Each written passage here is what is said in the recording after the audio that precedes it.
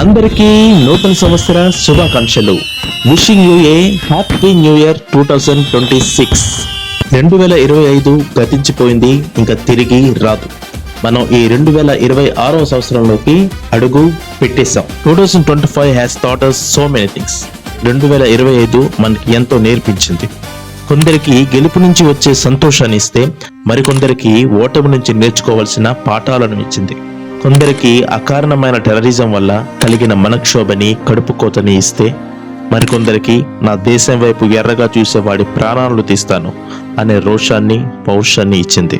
ఇలా మనం 2025లో యుద్ధాలని, గెలుపు ఓటములని, స్టాంపేడ్స్లని, ఫ్లడ్స్లని, ఇలా ఎన్నో డిస్ట్రాక్షన్స్లని చూసుకొని వచ్చాం.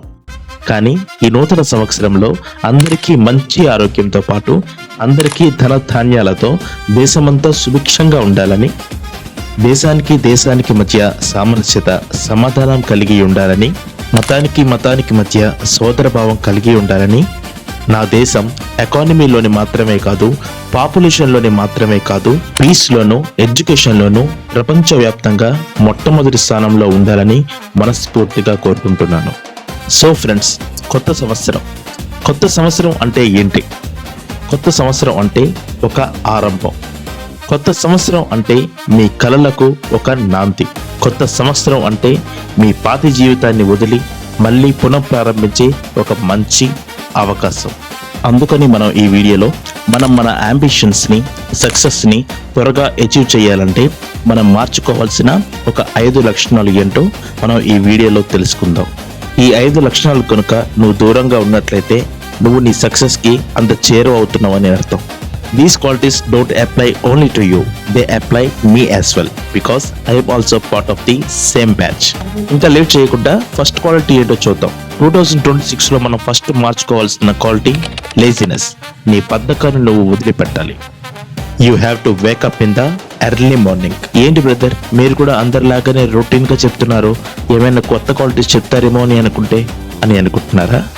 ఎస్, సక్సెస్కి మొదటి మెట్టు మీ లేజినెస్ని వదిలి ఎర్లీ మార్నింగ్ లేవడమే. ఎర్లీ మార్నింగ్ లేవడం వల్ల ఎన్నో ప్రయోజనాలు ఉంటాయి. మీరు కనుక స్టూడెంట్స్ అయితే ఎర్లీ మార్నింగ్ మీ మైండ్ చాలా రిఫ్రెషింగ్గా ఉంటుంది, మీ సరౌండింగ్స్ చాలా ప్రశాంతంగా ఉంటుంది. సో మీరు చక్కగా సిలబస్ని ప్రిపేర్ అవ్వచ్చు, మీ ఎగ్జామ్స్కి ప్రిపేర్ అవ్వచ్చు, మీ స్కూల్కి లేదా కాలేజ్కి ఇన్ టైంకి మీరు రెడీ అయిపోవచ్చు. If you or graduate, pickup your body and go for the work.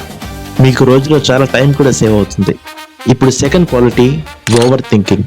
ఒకే విషయాన్ని గురించి ఎక్కువగా ఆలోచించడం మానేయ్. ఈ ప్రాబ్లం అందరికీ ఉంటుంది, ఇంక్లూడింగ్ మీ యాజ్ వెల్. మనం మన జీవితంలో కొందరిని చూస్తూ ఉంటాం, ఎప్పుడు చూసినా మౌనంగా ఉంటూ దేని గురించో అలా ఆలోచిస్తూ వాళ్ళ హ్యాపీనెస్ని కోల్పోతారు. నేను ఒకటే చెప్తా ఫ్రెండ్స్, మనం ఈ వరల్డ్లో ఇండివిజువల్స్ మాత్రమే. ఎవరి పని వాళ్ళు చేసుకుంటూ వెళ్ళిపోవాలి. ఒకరు మన గురించి ఇలా ఆలోచిస్తున్నారు అనుకొని మనం వాళ్ళ గురించి ఎక్కువగా ఆలోచించి మన టైం వేస్ట్ చేసుకోకూడదు. So over thinking kills your valuable time, over thinking kills your happiness, over thinking kills your confidence. ఇప్పుడు థర్డ్ క్వాలిటీ, సెల్ఫ్ క్వశ్చనింగ్. మిమ్మల్ని మీరు ఎక్కువగా ప్రశ్నించుకోవడం మానేయండి. ప్రజెంట్ జనరేషన్ జెన్జీ అంటే మన తరం. మోస్ట్ ఆఫ్ ది జెన్జీస్ అందరికీ కూడా ఆల్మోస్ట్ వాళ్ళ గ్రాడ్యుయేషన్ అయిపోయి ఉంటుంది. చాలా మంది బీటెక్, బీకామ్, బిఎస్సి కంప్యూటర్స్ ఇలా డిగ్రీస్ అన్ని కంప్లీట్ చేసి ఉంటారు. ఆఫ్ కోర్స్ బ్యాక్లాగ్స్ ఉంటాయి అనుకోండి, అది వేరే విషయం.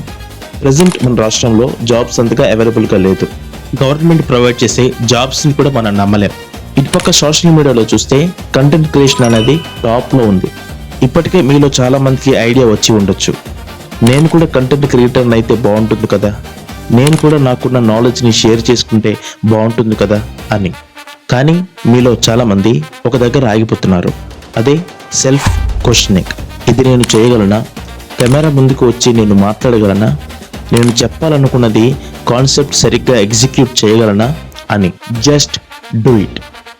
మీ ఎబిలిటీని మీరు క్వశ్చనింగ్ చేసుకోవద్దు, మీ ఎఫర్ట్స్ని మీరు క్వశ్చనింగ్ చేసుకోండి. ఇప్పుడు fourth quality, toxicity. Choose your words wisely. చాలామంది వాళ్ళు ఉండే సరౌండింగ్స్ వల్ల కావచ్చు, వాళ్ళు ఉండే రిలేషన్షిప్ వల్ల కావచ్చు, వాళ్ళు ఉండే ఫ్రెండ్ సర్కిల్ వల్ల కావచ్చు, వాళ్ళ బ్రెయిన్ అన్నది చాలా టాక్సిక్గా మారిపోతుంది. దానితో వాళ్ళకి ఈ బూతులు అన్నది చాలా నార్మలైజ్ అయిపోతుంది. తర్వాత వాళ్ళు ఎవరితో మాట్లాడినా సరే వాళ్ళకి తెలియకుండానే ఈ అన్పార్లమెంటరీ వర్డ్స్ వాళ్ళకు వచ్చేస్తుంది. Remember, toxicity is very dangerous. For example, మనం రీసెంట్గా అయిన ఒక సిచ్యువేషన్ ని తీసుకుందాం. యాక్టర్ శివాజీ గారు ఆడవాళ్ళ వస్త్రధారణపై చేసిన కామెంట్స్ 100% సమ్మతమే. అతని ఇంటెన్షన్ మంచిదై ఉండొచ్చు, కానీ మధ్యలో మాట్లాడిన ఆ 2 అన్పార్లమెంటరీ వర్డ్స్ వల్ల అతను అందరికీ టార్గెట్ అయిపోయాడు. తర్వాత బయటకు వచ్చి అందరికీ క్షమాపణలు చెప్పుకునే పరిస్థితి.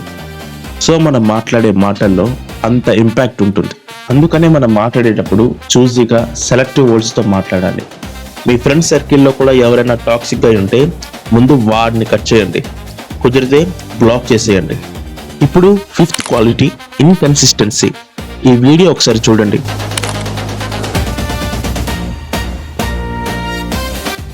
ఒక్క స్టిక్ కూడా పట్టుకోలేకపోతున్నాడు కదా. అతను ఎవరో తెలుసా? Jackie Chan. ఇంట్రడక్షన్ అవసరం లేని పేరు.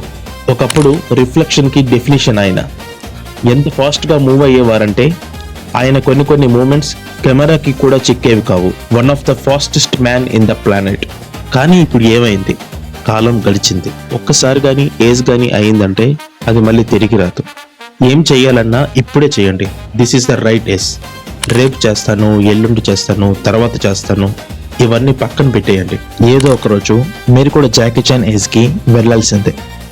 సో ఏ పని అయినా కన్సిస్టెన్సీ మెయింటైన్ చేస్తూ వెళ్ళండి. సో ఫ్రెండ్స్, మనం ఈ 2026లో మార్చుకోవాల్సిన 5 లక్షణాలు ఇవే: laziness, over thinking, self questioning, toxicity, inconsistency. So మరోసారి అందరికీ నూతన సంవత్సర శుభాకాంక్షలు తెలియజేస్తూ సైనింగ్ ఆఫ్, యువర్స్ విజయవర్ధన్.